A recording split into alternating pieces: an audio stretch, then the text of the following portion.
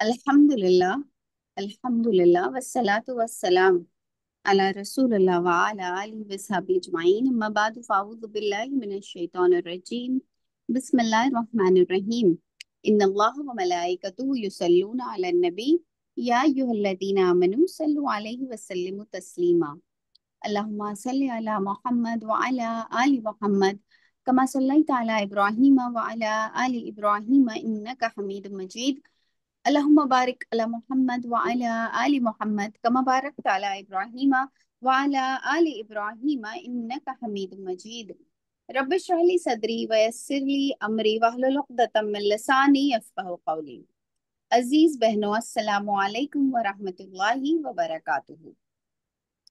इंशाल्लाह ताला आज हमारी उलूमुल हदीस की क्लास में जिसमें कि हमने अपनी पिछली क्लास में क्लासिफिकेशन और उसके जो पूरा रोड मैप है उसे डिस्कस किया था। हमने एक ढांचा जो है उसूलुल हदीस का तैयार कर लिया था। अब आज जो है और हम हमारा जो पूरा एक तरीका रहेगा इंशाल्लाह ताला इन इस्तिलाहात को समझने का, वो ये कि इन 7 पैरामीटर्स पे हमने 7 डिफरेंट पैरामीटर्स पे हदीसों को क्लासिफाई किया है। उसके हर एक एक पैरामीटर को जो है फिर हम और डिटेल में देखेंगे और समझने की कोशिश करेंगे। देखिए, at the end of the day उसूलुल हदीस is a branch of knowledge which has to be applied.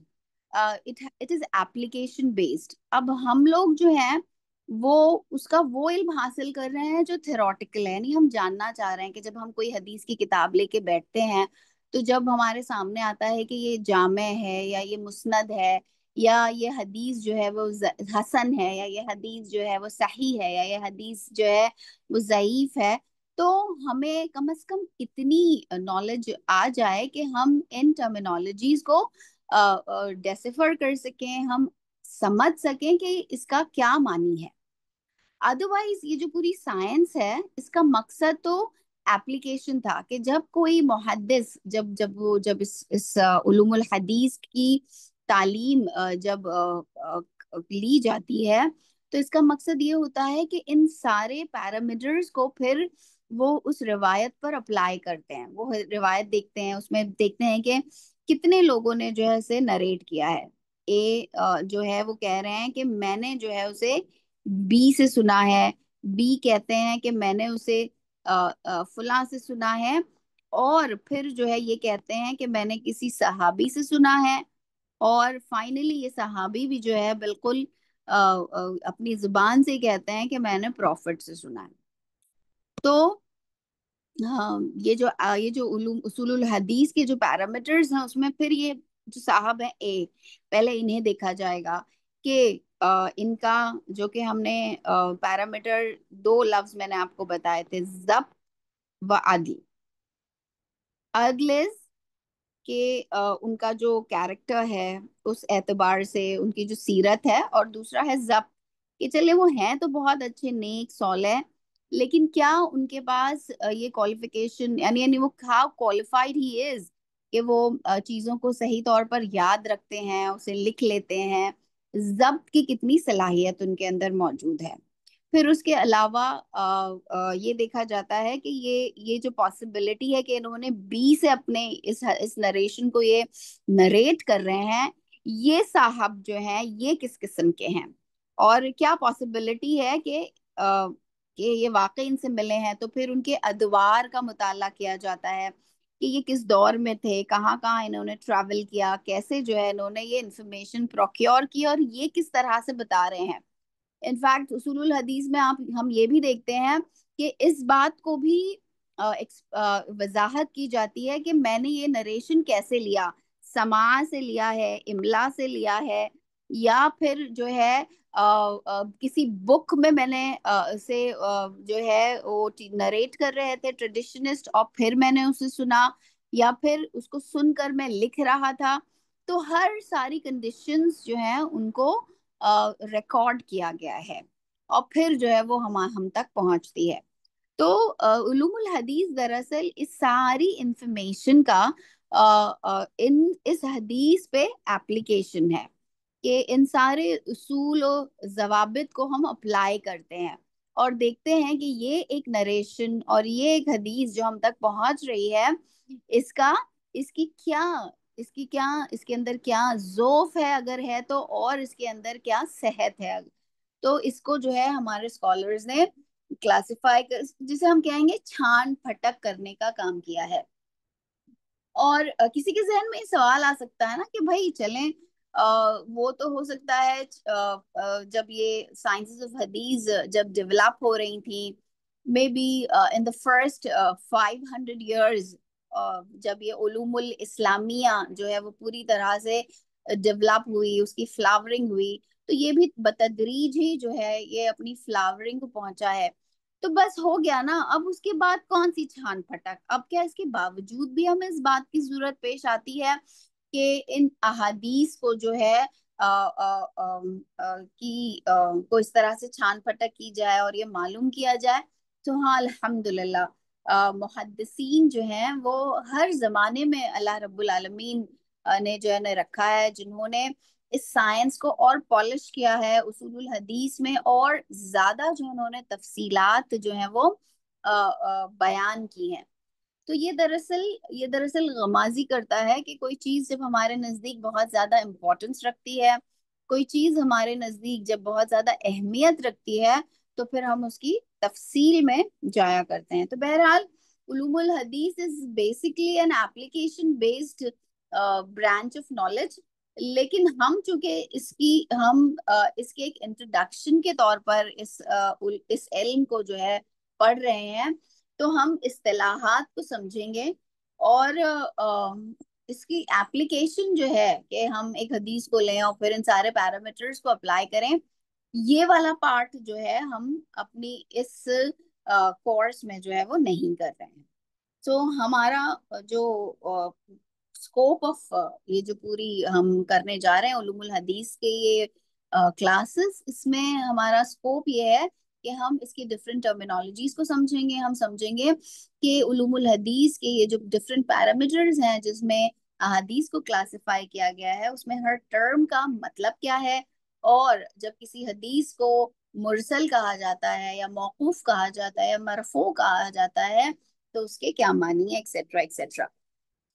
But इससे पहले मैं आपके सामने बहुत ही जिसे कहा जाएगा कि इख्तिसार में एक एक बहुत बड़े स्कॉलर गुजरे हैं, इब्ने हजम।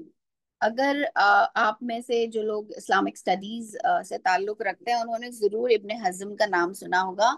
इब्ने हजम बहुत ज्यादा प्रोलिफिक भी रहे हैं, और he is very unique in certain veg. उन्होंने हर फील्ड ऑफ नॉलेज में जो है बहुत ही यूनिक, जिसे हम कहेंगे कि कंट्रीब्यूशन किया है। तो वो जब उलूमुल हदीस पर लिखते हैं, तो उन्होंने एक बहुत ही खूबसूरत बात बताई है। उन्होंने हमारे सामने 6 कैटेगरीज जो हैं वो पेश करते हैं। 6 कैटेगरीज के किस तरह से इंफॉर्मेशन जो है उसे ट्रांसमिट किया जाता है। अब यहाँ पे अच्छी बात यह है कि बहुत सारे जो ओरिएंटलिस्ट हैं उसमें से किसी चंद का दावा यह है कि अच्छा, ये मुस्लिम्स जो है इतना हार्प करते हैं अपने इल्मुल असनाद को, अपने इल्मुल हदीस को। So what big deal about it, ये तरीका तो बहुत पहले से राइज है। कुछ ओरिएंटलिस्ट का ख्याल है कि ये तरीका हमारे मूसा अलैहिस्सलाम के जमाने से है, और जो तौरेत है या जो इंजील है, तो इस किस्म की भी जो है जो सारी किताबें हैं, जो जो जो खबर हैं, उसमें भी दरअसल इसी मेथड को जो है वो यूज किया गया है। और तो यहाँ पर एक कंफ्यूजन ये पैदा होता है कि अच्छा, क्या हकीकत में ऐसा है कि जो मेथडोलॉजी, या मैंने ना ये मेथडोलॉजी जो मुसलमानों ने डिवाइस की, ना सिर्फ डिवाइस की बल्कि इसको इसको सजाया संवारा, और इसको इसमें बहुत ज्यादा जो है अल्हम्दुलिल्लाह इन्होंने परफेक्शन हम लेकर आए as as as as whole उम्मा। तो क्या वाकई इसकी हकीकत ये है? तो देखिए, यहाँ पर एक बात समझनी है और बहुत जरूरी है समझना। वो ये कि कि रिवायतें जो हैं एक नस्ल से दूसरी नस्ल तक जब पहुंचती हैं तो किसी ना किसी तरीके कार के जरिए ही पहुंचती हैं, राइट। और हर उम्मत या हर नबी की उम्मत कह लें आप, का जो है एक तरीका कार रहा है जिसके जरिए से वो अपने इल्म को या अपनी स्किल्स को एक जनरेशन से दूसरे जनरेशन तक पहुंचाते हैं। इब्ने हजम ने ये किया कि इब्ने हजम ने हमें 6 कैटेगरीज जो है उन्होंने लिख दी। उन्होंने हमें बताया कि मोर और लेस दुनिया में जितनी भी इंफॉर्मेशन पास ऑन हुई है, ट्रांसमिट हुई है, एक जनरेशन से दूसरी जनरेशन तक पहुंची है, वो इन 6 में से किसी एक तरीके से जो है वो गुजर कर हम तक पहुंची है। फिर इसमें तौरेत भी है, इसमें ज़बूर भी है, यहाँ तक कि हम ये कह सकते हैं कि हिंदुओं की बहुत सारी जो ट्रेडिशंस हैं, चाहे उनकी वेदास हैं, चाहे उनकी पुराना है, पुराना जो है पुराना, ये दरअसल इनकी वेदों की तफासीर है। बिकॉज पुराण जिसे कहते हैं, तो वेद इनके वहाँ सबसे सेक्रेड टेक्स्ट है, और उस टेक्स्ट की फिर उससे उन्होंने वेदांत निकाली, उससे उन्होंने पुराना निकाली, उससे उन्होंने उपनिषद निकाली, और इस तरह से डिफरेंट जो है उलूम उनके यहाँ पर मुरतब हुए। तो इनके यहाँ भी हमें इस ये जो इल्म है या ये जो मोड ऑफ ट्रांसमिशन है, ये हमें मिलता है। लेकिन इब्ने हजम की ये क्लासिफिकेशन बहुत ही इंटरेस्टिंग है, और ये हमारे लिए चीजों को समझना बहुत आसान बना देती है। और वो क्लासिफिकेशन जो मैंने कहा कि 6 कैटेगरीज में है।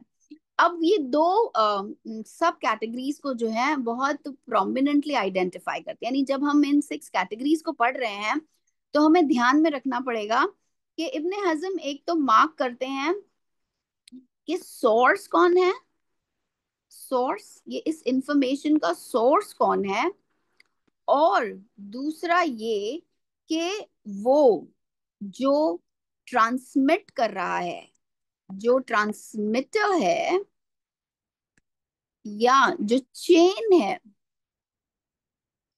उसकी क्या हैसियत है। तो इन दो सब कैटेगरीज की बेसिस पर इब्ने हजम ने जो है 6 कैटेगरीज मुरतब की कि किस तरह से इल्म जो है, रिवायत जो है वो एक जनरेशन से दूसरी जनरेशन में आती है।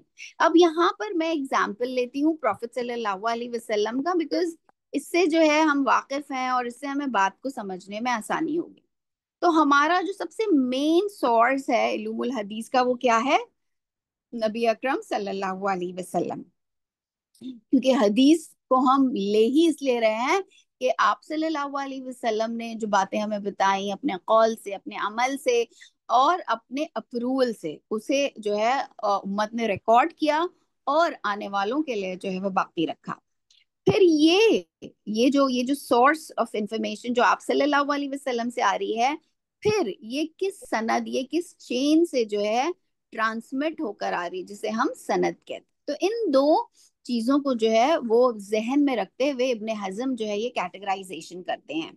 सबसे पहली कैटेगरी में जो है वो कहते हैं कि बहुत सारे लोग हैं जो आप सल्लम के जमाने में मौजूद हैं। फॉर एग्जाम्पल, उसमें मुस्लिम्स भी हैं, उसमें नॉन मुस्लिम्स भी हैं, और ये सब के सब जो है किससे अपनी बात को आगे पहुंचा रहे हैं? प्रॉफिट सल्लल्लाहु अलैहि वसल्लम से। यानी ये कह रहे हैं कि हमने प्रॉफिट को ऐसा करते हुए देखा, हमने प्रॉफिट आप सल्लल्लाहु अलैहि वसल्लम ने ये फरमाया, हम उस वक्त मौजूद थे और ये फला फला बात हुई। लेकिन जो पहुंचा रहा है उसकी कोई हम जो है छान पटक नहीं कर रहे हैं, उसमें मुस्लिम्स भी आ जा रहे हैं, उसमें यहाँ तक कि नॉन मुस्लिम्स भी आ जा रहे हैं। तो ये पहली कैटेगरी बताई उन्होंने।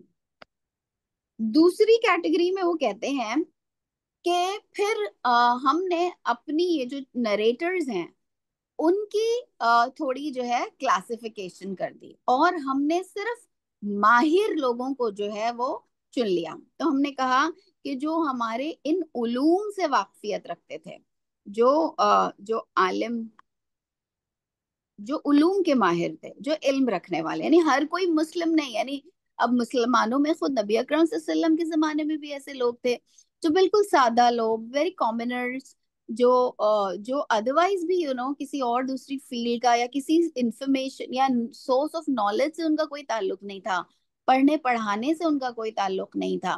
तो लेकिन वो बिलीवर्स थे और वो आप सल्लम पर ईमान लाए हुए थे, और वो आप सल्लम की हर बात को जो है बहुत अहमियत के साथ सुनना चाहते थे।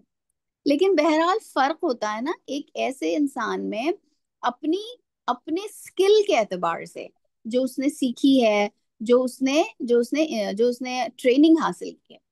तो एक आलिम, एंड डेफिनेटली यहाँ पर अब हम एक मुस्लिम की जो है वो कैद लगाते हैं, जो हमसे कह रहे हैं कि हमने प्रॉफिट सल्लल्लाहु अलैहि वसल्लम से सुना। ठीक, यहाँ पे हमने एक कैटेगरी जो नॉन मुस्लिम की थी ये एलिमिनेट हो गई, और मुसलमानों में भी एक छलनी लग गई, जिसमें हमने कहा वो लोग जो इसका इल्म रखते हैं या जो इल्म की दुनिया से ही। अब हम आते हैं थर्ड कैटेगरी पर।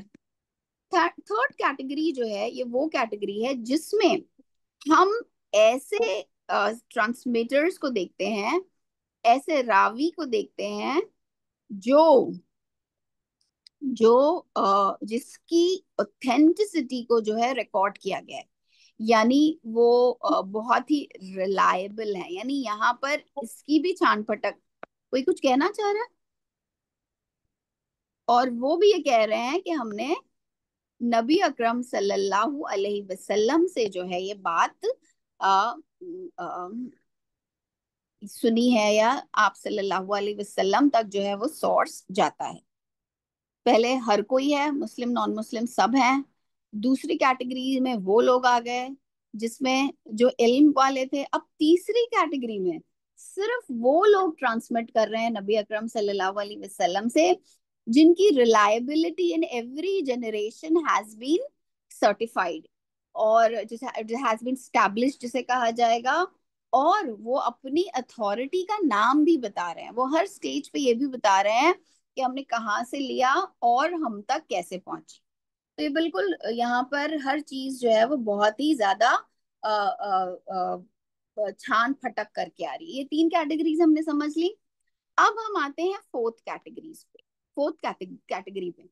इसमें हम देखते हैं कि ये जो तीन क्लासेस की ट्रांसमिशन थी, मुस्लिम नॉन मुस्लिम, फिर आलिम मुस्लिम, फिर रिलायबल सोर्स, इन तीनों में से जो है किसी भी क्लास, ये सारे के सारे इसमें शामिल हो गए हैं, 1, 2 और 3। बट वो ये नहीं बताते हैं कि उन्होंने वाकई प्रॉफिट से सुना है। वो प्रॉफिट सल्लल्लाहु अलैहि वसल्लम तक इनकी सनद नहीं पहुंचती है, बल्कि उसके बाद जो एक जनरेशन है इसी सहाबी पर आकर जो है ये रुक जाती है। वो सहाबी जो है आ, आ, का बता देते हैं, लेकिन वो ये नहीं बता पाते कि क्या वाकई उस सहाबी ने नबी अकरम सल्लल्लाहु अलैहि वसल्लम से सुनी है। तो यहाँ पर एक एक इसके अंदर ज़ौफ पैदा हो। ये फोर्थ कैटेगरी थी। अब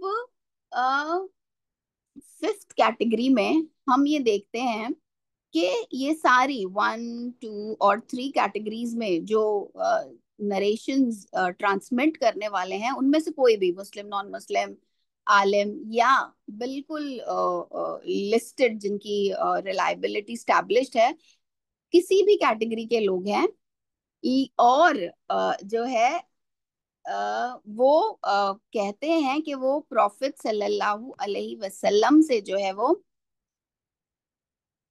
ट्रांसमिट कर रहे हैं। लेकिन हमें पता चलता है कि इसमें से जो है एक जो कोई ट्रांसमिट करने वाला है, इज इधर अकाजिब, जो है वो लायर है, या वो उसके पास जब्त इतना नहीं है, उसका जब्त जो है वो वीक है, या उम्र के किसी हिस्से में जाकर, जवानी में तो वो बहुत उनकी मेमोरी अच्छी थी, लेकिन उम्र के आखिरी हिस्से में आने के बाद जो है फिर उनकी जो मेमोरी है वो साथ छोड़ने लगी।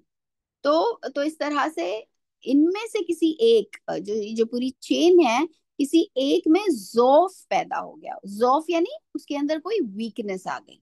ठीक, तो ये फिफ्थ कैटेगरी हुई। अब सिक्स्थ जो कैटेगरी है कि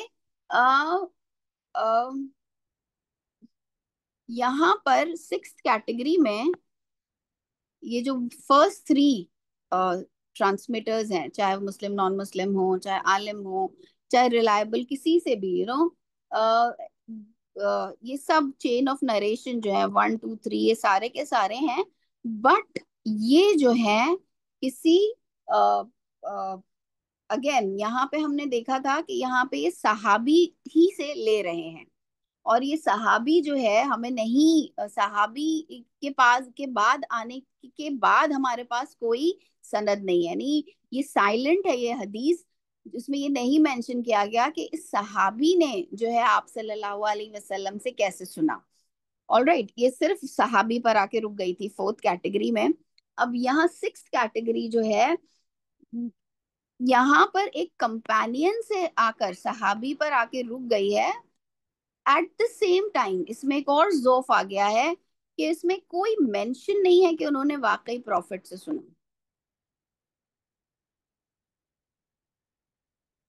सो ये सिक्स कैटेगरीज जो है इब्ने हजम हमें बताते हैं। अब वो ये कहते हैं कि जहां तक न्यू टेस्टामेंट ओल्ड टेस्टामेंट का ताल्लुक है, ये जो first three categories of transmission है उसका इस्तेमाल हुआ ही नहीं है। इसलिए कि जो मूसा अलैहि सलाम की जो तौरेत जब इन लोगों ने जब्त में लाई, तो ये फर्स्ट थ्री कैटेगरीज जो है वो उसका वक्त निकल चुका था। एट द मोस्ट उनके पास जो तरीक़ाकार रहा वो फोर्थ फिफ्थ और सिक्स्थ वाला रहा। इसी तरह से न्यू टेस्टामेंट के ताल्लुक से सिर्फ 5 लोग ऐसे हैं जिनकी खुद जब्त और अदल पर जो है बहुत सारे सवालात खुद उनकी ही ट्रेडिशन में जो है वो मौजूद है। जो जो उनकी गॉस्पेल्स लिखी गई, 4 गॉस्पेल्स जो न्यू टेस्टामेंट में मौजूद हैं। तो हम ये देखते हैं कि इस्नाद के एतबार से, चेन ऑफ नरेटर्स के एतबार से किसी भी इल्म को ये जो है सुपीरियोरिटी हम कह सकते हैं हासिल नहीं है जो उलूमुल हदीस को हासिल है। और अब देखिए इनकी जो प्राइमरी टेक्स्ट हैं, यानी जो तौरेत जिसको वो कह रहे हैं और इंजील जिसे कह रहे हैं या बाइबल जिसे कह रहे हैं, ओल्ड टेस्टामेंट और न्यू टेस्टामेंट कह रहे हैं, उसकी ट्रांसमिशन के लिए भी जो है उन्होंने वो एहतमाम नहीं किया जो मुसलमानों ने उलूमुल हदीस के लिए किया। कुरान करीम का तो आप रख ही दीजिए। तो जब हम किसी नॉन मुस्लिम से दावती काम के सिलसिले में जब हम बात करते हैं, तो हम कहते हैं कि ये it's a word of God, Quran is the word of God.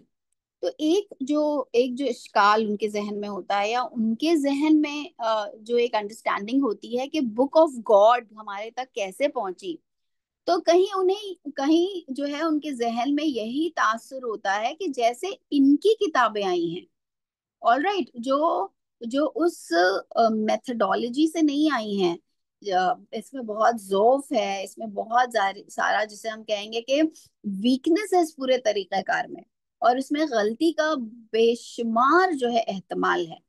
तो उन्हें लगता है कि शायद नाउजुबिल्ला ये बुक ऑफ गॉड जिसको हम क्लेम कर रहे हैं कि कुरान करीम is the book of God, ये भी शायद जो है वो उसी तरीके से जो है लोगों तक पहुंची है। तो फिर एक बहुत बड़ी बहस ओरिएंटलिस्ट स्टडीज में हमेशा से ये रही है कि कुरान करीम के सोर्स को जो है चैलेंज करने की, और सोर्स से ज्यादा फिर उसे उसे उसकी ट्रांसमिशन और उसकी उसके जमा जो कर दिया गया है, उसकी जो तदवीन है, उसकी जो कंपाइलेशन है, उस पर जो है बहुत ज्यादा क्रिटिसिज्म किया गया है। एंड आयरॉनिकली बहुत सारे मुसलमान जो इस्लाम की तालीमात या उलूमुल इस्लामिया जो है उनको सिर्फ ओरिएंटलिस्ट राइटिंग्स के जरिए से पढ़ते हैं, फिर उनके जहन में भी कहीं ना कहीं जो है ये इश्काल मौजूद होता है। I have met so many professors in conferences in seminars, जो दूसरे सब्जेक्ट से हैं, इस्लामिक स्टडीज से उनका ताल्लुक नहीं होता है, वो फिलोसफी या पब्लिक एडमिनिस्ट्रेशन या किसी और ह्यूमैनिटीज या सोशल साइंसेस की दूसरी फील्ड से हैं, मुसलमान हैं, उनसे अगर कॉन्फ्रेंस और इस तरह की किसी प्रोग्राम में मुलाकात होती है, तो मैंने अक्सर देखा है कि उनके जहनों में भी ये इश्काल होता है। वो ये समझ रहे होते हैं कि very loosely they make these comments, they say कि अच्छा 30 पारे तो खुद आप सल्लम की हयात तैयबा में नहीं थे, तो उन्हें लगता है कि कहीं ना कहीं ये जो पूरा तरीका कार है टेक्स्ट को जमा करने का, वो हमारे यहाँ भी इतना ही लूज है, उतना ही लूजली जैसे हम कहेंगे कि ट्रांसमिशन है जिस तरह से दूसरे रिलीजन में हुआ हुआ है। तो ये गलत फहमी हमें पूरी तरह से अपने जहन से निकाल लेनी चाहिए। डेफिनेटली 30 पारे तो आप सल्लम के की लाइफ टाइम में थे ही नहीं, बिकॉज मुसलमानों ने कभी कुरान करीम को 30 जो सहाबा कर आप सल्लम से ये तकसीम आई ही नहीं है 30 पारों की। 30 पारों की तकसीम तो बहुत बाद की है, जिसमें हमारे स्कॉलर्स ने हमारी ईज के लिए कि हम एक महीने में अपने कुरान करीम की तिलावत को कंप्लीट करें, उस सहूलत को पैदा करने के लिए हमारे लिए ये 30 पारों में जो है ऐसे कुरान करीम को तकसीम कर दिया गया है। कोई चाहे तो उसे 60 हिस्सों में तकसीम कर ले, तो so you see, so that I finish it in 2 months. लेकिन जो हमारे स्कॉलर्स हैं उन्होंने हमें ये रेकमेंड किया है कि कम से कम कुरान करीम की तिलावत का जो हक हम पर आयद होता है उसकी रूह से हम महीने में एक बार जरूर कुरान करीम की जो है तिलावत करके उसे खत्म क्या करें। तो बहरहाल देखिए हम कहाँ से कहाँ आ गए। तो हम ये देखते हैं कि इस ट्रांसमिशन का जो तरीका है और ये जो पूरा तरीकाकार है और जो मुसलमानों ने जैसे डिवाइस किया है, ये बहुत जरूरी है हमारे लिए इसको समझना, और इसकी इसकी इसका सही अंडरस्टैंडिंग जो है वो हमें पता होनी चाहिए। फिर जब हम अपने बच्चों से भी दीन की जब हम उन्हें नॉलेज देते हैं, जब हम इल्म उन्हें सिखाते हैं, तो एक तो ये होता है कि चूंकि अल्हम्दुलिल्लाह हम बहुत बचपन से at a very early stage we introduce our children, हमारे बच्चे कुरान हिफ्ज कर रहे होते हैं, हमारे बच्चे कुरान की मीनिंग सीख रहे होते हैं।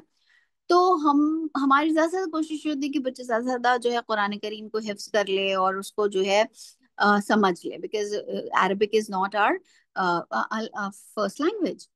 बट एक 12-13 साल की उम्र के हो जाने के बाद एक बहुत इम्पोर्टेंट टॉपिक जो हमें बच्चों के साथ डिस्कस करना चाहिए, जिसकी तालीम हमें बच्चों को देना चाहिए, वो ये पूरी साइंस किस तरह से कुरान करीम जो है वो जमा किया गया, उसकी कंपाइलेशन किस तरह से हुई और फिर किस तरह से उसे ट्रांसमिट किया गया।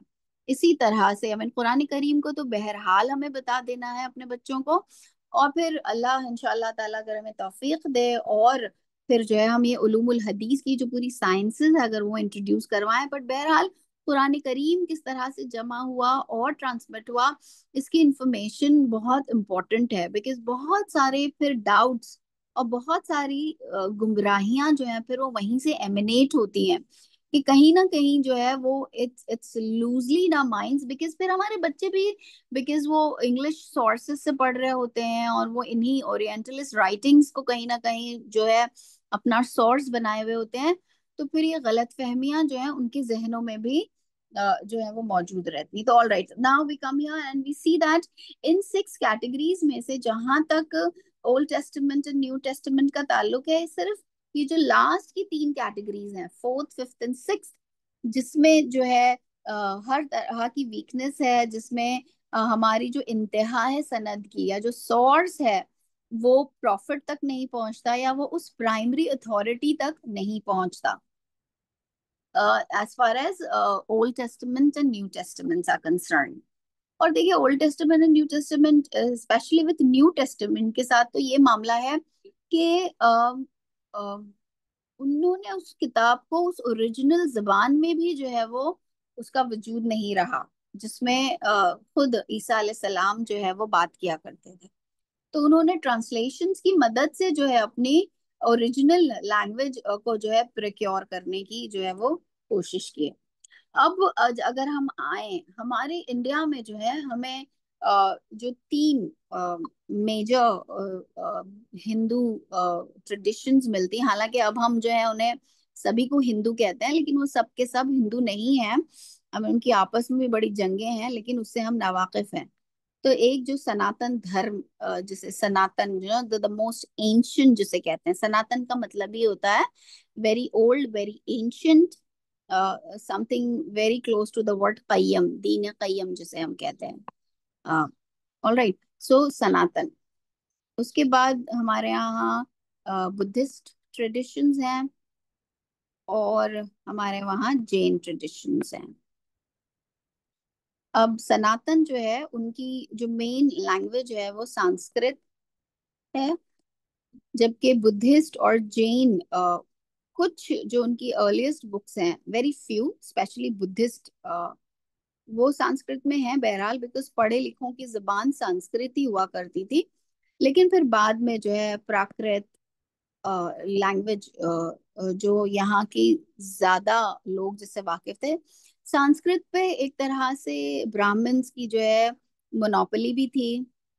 वो दूसरों को ये जबान सीखने का हक हासिल नहीं था।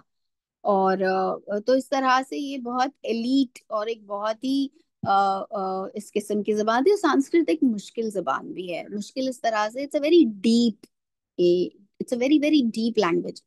अगर सारी एंशंट जबानों को जो अभी हम जिन्हें जानते हैं, दुनिया जिनसे वाकिफ है, सो हमारे स्कॉलर्स ऑफ लिंग्विस्टिक्स हमें ये बताते हैं कि one of the deepest languages even today is undoubtedly Sanskrit. यानी जितनी डेप्थ हम अरबी जुबान में देखते हैं उससे ज्यादा डेप्थ जो है वो संस्कृत में हमें मिलेगी। जो एक लैंग्वेज की लेयर्स होती हैं, किसी भी वर्ड, जैसे हम अरबी जुबान का कोई लफ्ज लेते हैं, तो फिर जब जब हम उसके रूट में जाते हैं, जब हम देखते हैं कि ये वर्ड जो है वो कैसे डेवलप हुआ, तो हम बिल्कुल शशदर रह जाते हैं कि ओ माय गॉड, ये लफ्ज इस तरह से आया है। और तो ये जबानदानी है जिसे हम लिंग्विस्टिक्स कहते हैं आज की इस्तिलाह में। तो वो हमें उसके माहिरीन ये बताते हैं कि जितनी लेयर्ड संस्कृत में है वो दुनिया की किसी और प्राचीन या जिसे हम कहेंगे क्लासिकल जो लैंग्वेज हैं, टेक्स्ट हैं, उसमें किसी में नहीं है जो संस्कृत में है।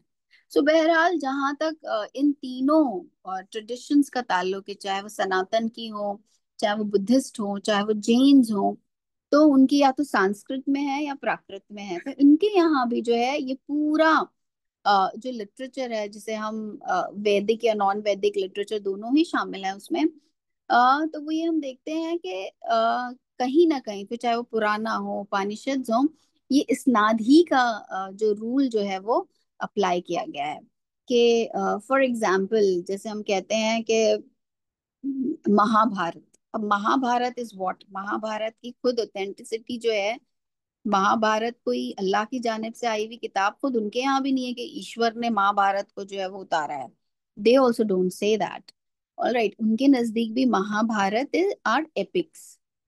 सो story telling is a very very, I mean Indians are very good in story telling. और स्टोरी टेलिंग क्यों की जाती थी? बहुत सारे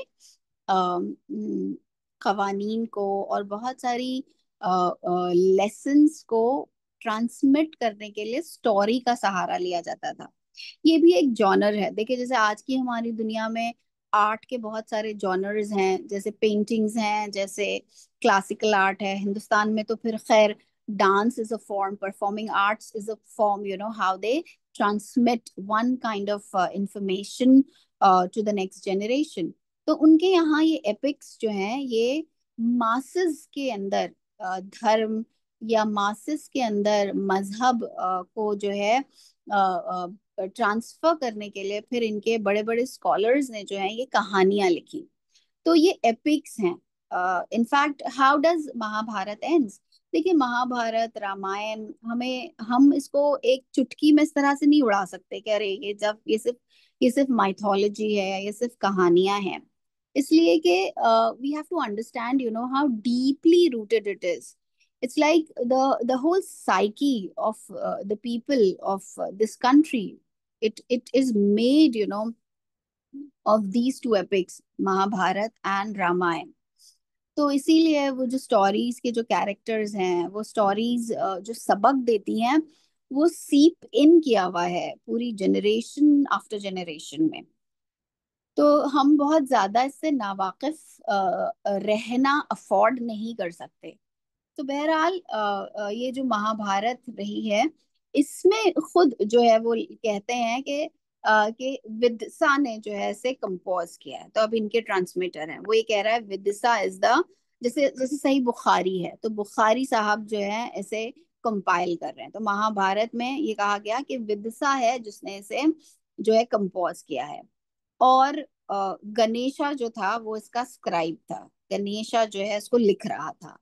इसी तरह अ, एक वैसम पायना था जिसने फिर इसे हैंड डाउन किया, he is the main transmitter. All right. तो इनके यहाँ भी जो है और फिर एक किंग है जिसका नाम आता है, जिसने सौती को जो है कम्युनिकेट किया, and Sauti is the main person फिर जिससे महाभारत आ रही है। सो आप ये सोच रहे होंगे कि उलूमुल हदीस में हमें ये क्यों बताया जा रहा है। सिर्फ ये बताने के लिए, ये बात समझने के लिए कि we have to understand that जो अदर ट्रेडिशंस हैं, जो दूसरे दीन हैं, जो दूसरे अदियान हैं, उनकी में उनके अंदर भी जो है ये साइंसेस या इनका इस्तेमाल हुआ है, but not with the precision जिस तरह से इस्लामिक उलूम में जो है इनका इस्तेमाल हुआ है।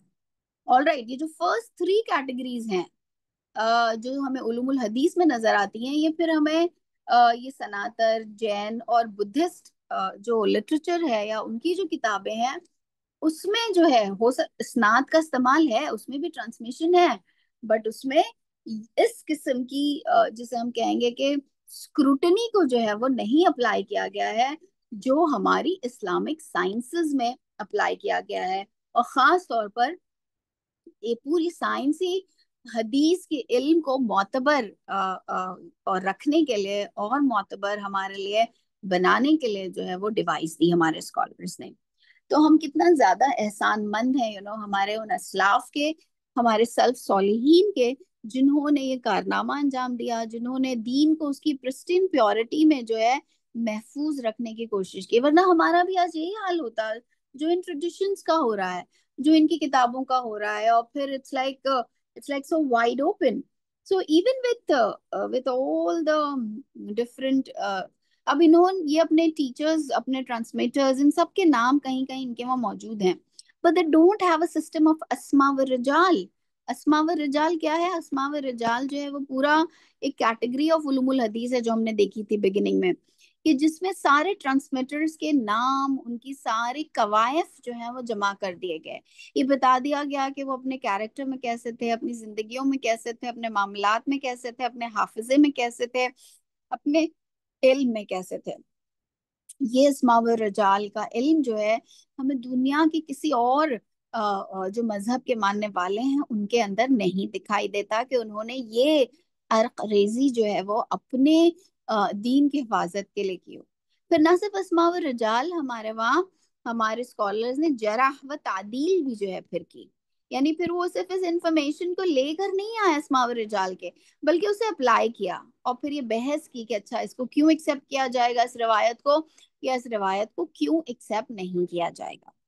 तो ये इस सारी डिटेल को समझना हमारे लिए इसलिए जरूरी है कि एक बहुत बड़ा ऑब्जेक्शन जो उलूमुल हदीस पे उठाया जाता है ओरिएंटलिस्ट के जरिए से, वो ये कि हदीसें जो हैं वो 200 साल बाद लिखी गई, हदीसें जो हैं वो 200 साल बाद आप सल्लम के कंपाइल हुई। तो फिर क्या एतबार, यहाँ तो सुनी इसी एक ही जनरेशन में सुनी बात जो है वो क्या से क्या बन जाती है।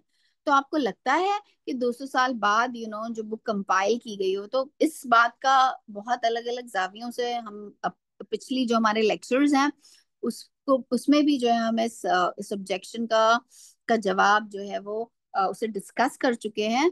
तो ये सारी डिटेल में जाने का मकसद ये है कि हम ये जानें, ये समझें कि ये जो पूरा इल्म है ये इट हैज वेरी सॉलिड ग्राउंडिंग्स, और इसमें it's very scientific in the way that किसी भी बात को बस यूं ही नहीं कह दिया गया है, हर एक एक चीज को रिकॉर्ड किया गया है, एवरीथिंग इज ऑन रिकॉर्ड। और फिर उसकी बेसिस पर हमारे स्कॉलर्स ने अपनी छलनियां बनाई हैं, किसी की छलनी थोड़ी मोटी है, किसी की छलनी थोड़ी बारीक है, और फिर उसी में से वो अपनी इस रवायत को जो है वो गुजारते हैं, और वो रिवायत जो है फिर हम तक पहुंचती है। सो अल्हम्दुलिल्लाह, अल्लाह का शुक्र है।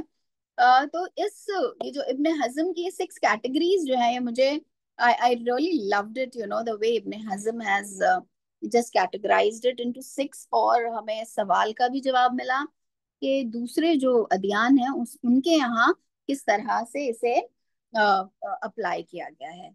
So now let's come back to हमारा जो ओरिजिनल, जिसे हम कहेंगे कि जो हम क्लासिफिकेशन हमने शुरू की है, तो उसमें सबसे पहली जो कैटेगरी थी हमारी क्लासिफिकेशन की, कि जो हदीसों की जो किस्म है, उनकी जो सिन्फ है, उस एतबार से जो है, जो सबसे पहली हमारे पास कैटेगरी है, वो ये है कि या तो वो हदीस सरीह ही है, सराहतन नबी अकरम सल्लल्लाहु अलैहि वसल्लम से हमें ये बात पता चलती है, या ये हुक्मी है। हुक्मी कहते हैं कि ये आप सल्लल्लाहु अलैहि वसल्लम ऐसे नहीं फरमा रहे हैं कि इस तरह से करो, लेकिन वो जो जो मैटर उस हदीस में इनकैप्सुलेट किया गया है, वो इस किस्म का है कि कोई सहाबी अपने मन से जो है ये बात नहीं कहेंगे। आ, वो कौन सी बात हो सकती है?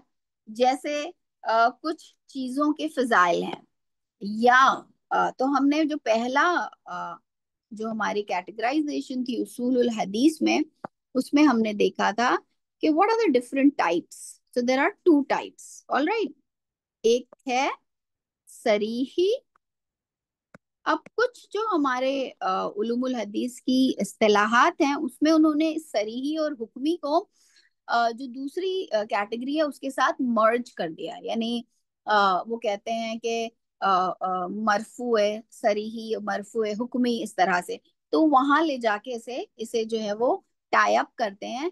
लेकिन कुछ दूसरी किताबों में इसकी एक अलग कैटेगरी रखी गई है, which I found that this is more easy to understand, और ये ज्यादा कन्वीनियंट है इसे यहाँ समझना। इसीलिए हम सबसे पहले इस कैटेगरी को देखते हैं। सरीही है और दूसरी है इसमें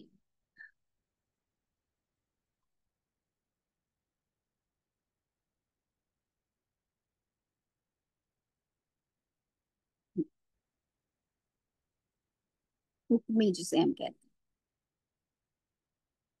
तो वो कौन सी चीजें हैं जिसे फिर हम हुक्मी में सरी ही तो बहुत ही ऑब्वियस है ना, बिल्कुल हमारे लिए इसमें कोई इसको समझने में हमारे लिए कोई परेशानी नहीं है कि सरी सराहतन, सरी, जिसे हम उर्दू जबान में भी जानते हैं।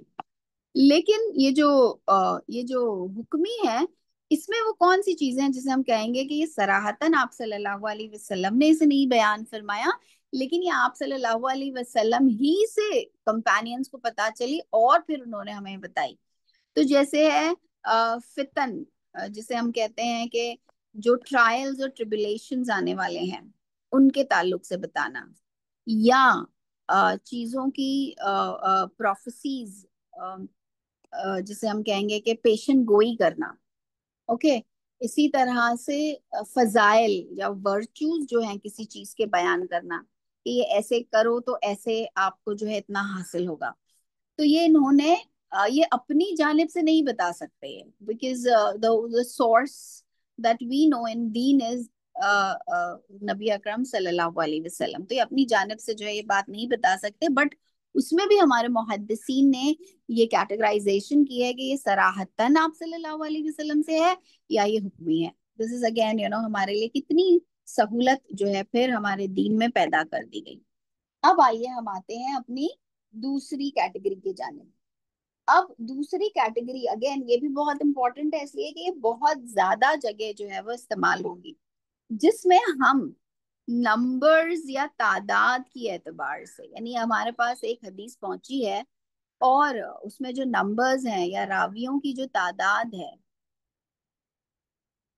उसके एतबार से जो है वो डिसाइड किया जाता है कि कितनी हदीस जो है उसकी उसकी कैटेगरीज होंगी।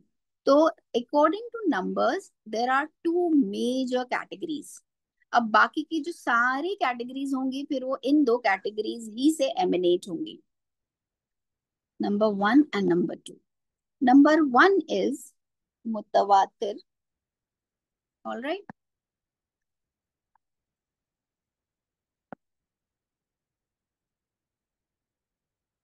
और जो दूसरी कैटेगरी है वो है आहाद। आहाद इज द प्लोरल ऑफ अहद। अहद इज वन, अल्लाहु अहद हम कहते हैं ना सूरतुल इखलास में, तो वही अहद का प्लोरल है आहाद। हम्म। सो ये दो टर्म मुतवातर और आहाद। अब मुतवातर यानी वो इतने अलग अलग सोर्सेस के थ्रू हम तक पहुंची है, और इसको ट्रांसमिट करने वाले हमारे पास बेशुमार सोर्सेज जो हैं उन्हें आइडेंटिफाई किया जा चुका है। ऑल राइट, तो उसे मुतवातर कहते हैं। अब देखिए, जहां तक हदीस, सनद, अखबार, सहाबी, कंपेनियन, ये सब कैटेगरीज, मैं इन सब के डेफिनेशंस जो है मैं आपको ऑलरेडी दे चुकी हूँ। इसके अलावा जो है हमने ये भी समझ लिया है कि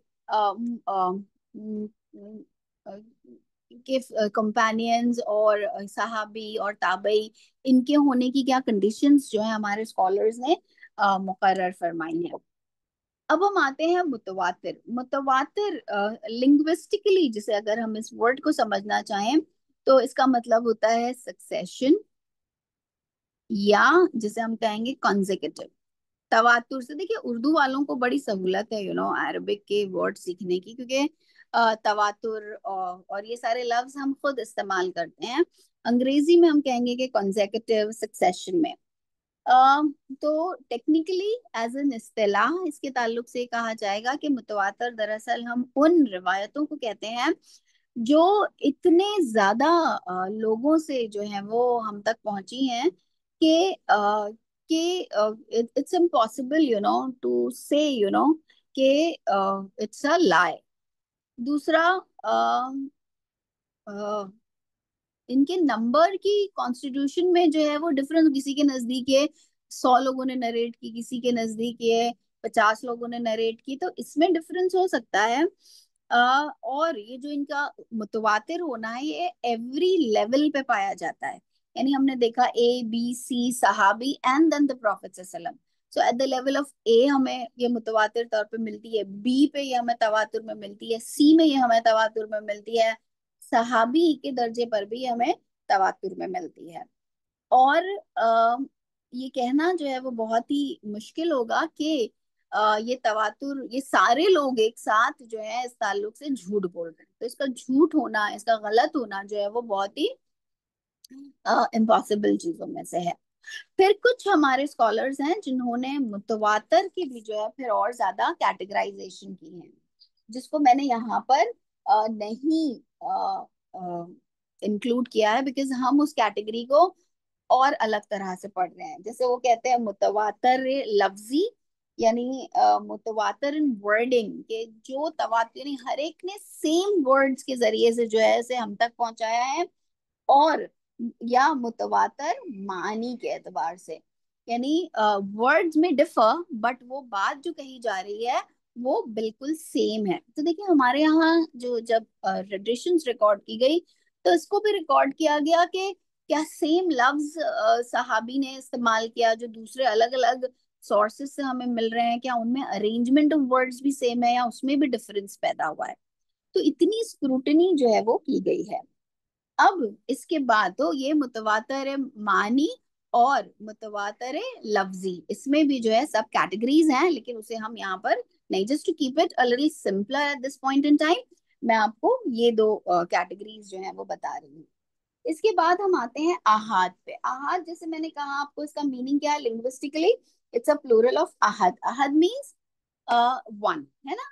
सो आहाद, आहाद जो है यानी वो जिसमें बहुत सारे हमें सोर्सेस से नहीं आ रही हैं बल्कि कम ट्रांसमीटर से आ रही हैं।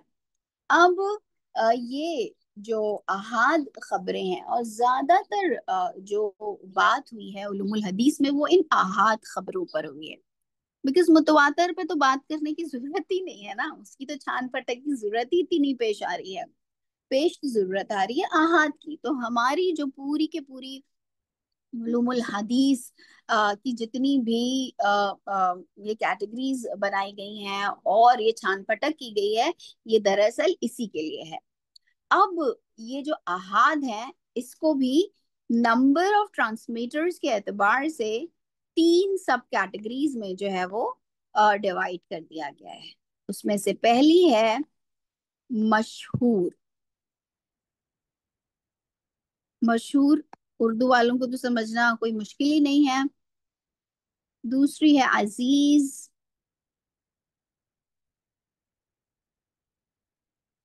और तीसरी है गरीब। सॉरी,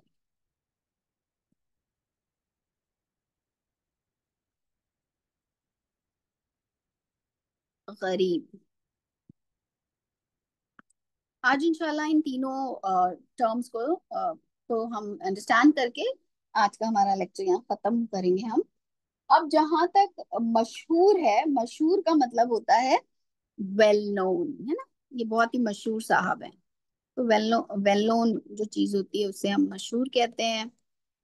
और इसका मतलब ये है कि एट एवरी लेवल इसे तीन से ज्यादा लोगों ने जो है वो नरेट किया है, कम से कम तीन। ओके।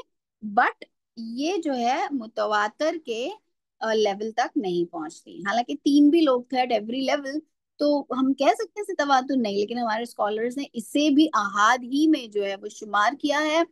और कहा है कि अहाद की भी तीन सब कैटेगरीज बनाई, मशहूर, अजीज और गरीब।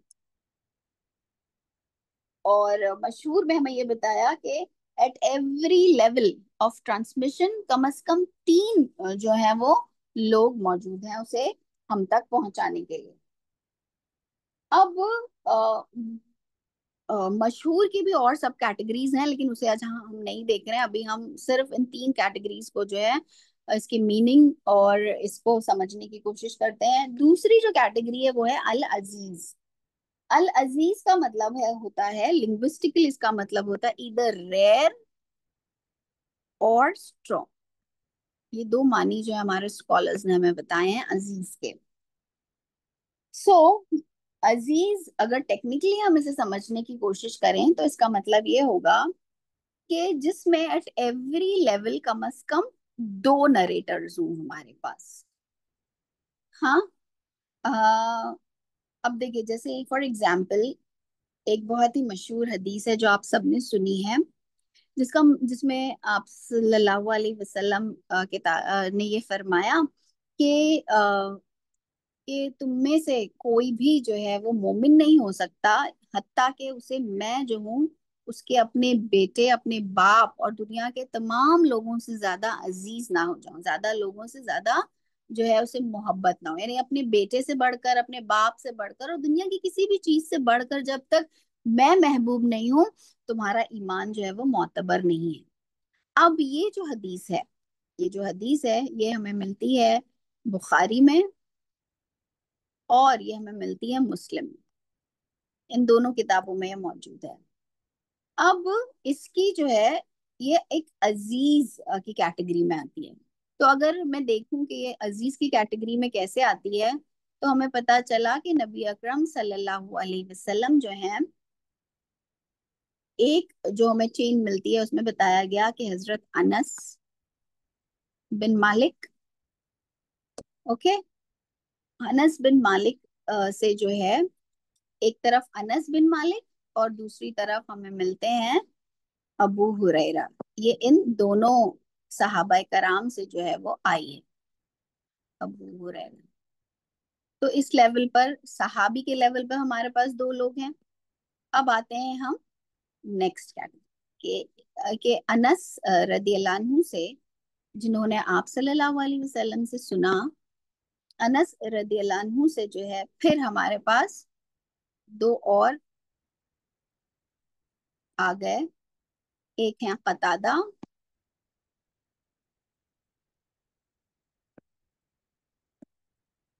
और दूसरे हैं अब्दुल अजीज इब्न सुहेब। अब्दुल अजीज इब्ने सुहेब।